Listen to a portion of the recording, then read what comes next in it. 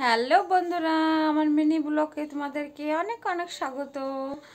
তো বন্ধুরা, তো দেখো এখন স্কুল থেকে রাধিকাকে নিয়ে এলাম এইমাত্র আনার পর। আর দেখো এখন অবধি বিছানা পড়ে আছে আর প্রচণ্ড ঠান্ডা। আমাদের এদিকে প্রচণ্ড ঠান্ডা, তার জন্যে সকাল সকাল উঠতে পারি না। ওই জন্যে এখনও দেখো প্রায় 11টা বাজতে চলছে, এখনও আমাদের কিন্তু বিছানা পড়ে আছে। রাধিকাকে তাড়াতাড়ি তাড়াতাড়ি নিয়ে এসছি, তো তারপরে আমি এখন বিছানাটা তুলে নেব। আর কমেন্ট করে বলবে কাদের কাদের ওইখানে প্রচণ্ড ঠান্ডা। আমাদের এখানে তো খুব ঠান্ডা আর খুবই কুয়াশা পড়ছিল, এখন পড়েনি। 11টা বেজে গেছে, একটু একটু রোদ বেরিয়ে গেছে। তো চলো আমার সঙ্গে সাথে থাকো। দেখো পুরো বিছানা পড়ে আছে, তো চলো বিছানাটা এখন পরিষ্কার করে নিই, গুছিয়ে নিই, তারপরে আবার আসছি তোমাদের সঙ্গে বক বক করতে। তো দেখো বিছানার চাদরটা উঠিয়ে দিয়েছি, উঠিয়ে দেওয়ার পর ওই চাদরটা কেচে দিয়েছি।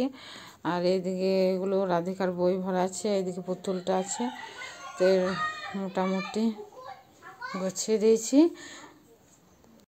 তো দেখো প্রচণ্ড বাইরে কিন্তু ঠান্ডা করেছে, তো তার মধ্যেই আমি কিন্তু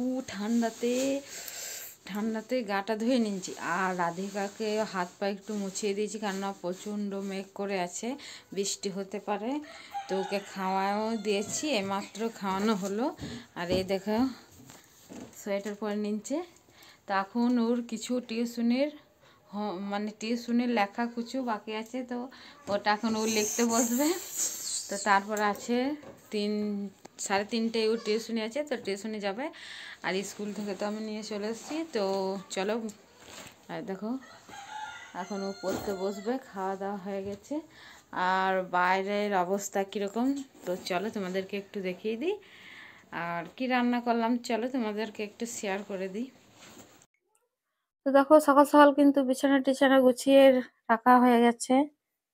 তো বন্ধুরা,